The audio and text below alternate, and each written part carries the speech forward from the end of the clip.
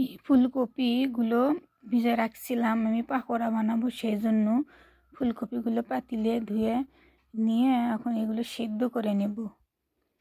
এই জন্য ধুয়ে নিলাম, এই যে একটু লবণ দিলাম, দিয়ে আমি একটু সিদ্ধ করে নেব হালকা।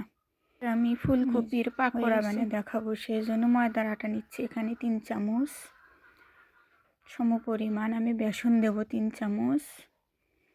যেখানে বেসন দিলাম, মিক্সড করে নিচ্ছি দুইটা একটু।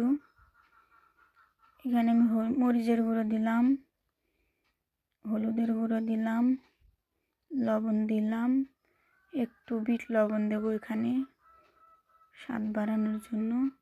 এখানে ভাজা মরিচ গুঁড়ো রেখে দিয়েছিলাম, সেটা দিলাম। আদা রসুন পিষে দিলাম একটু।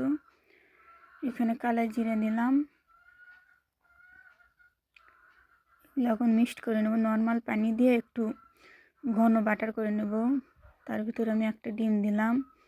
ডিমটা দিলে একটু স্বাদটা বেড়ে যায়, যে কোনো এরকম ইয়েতে ডিম দিলে ভালো লাগে। এই যে ফুলকপিগুলো আমি সিদ্ধ করে রেখে দিছি, এই যে আমি একটা একটা করে এই গোলার মধ্যে দিয়ে এখন তেলের মধ্যে দেবো ছেড়ে।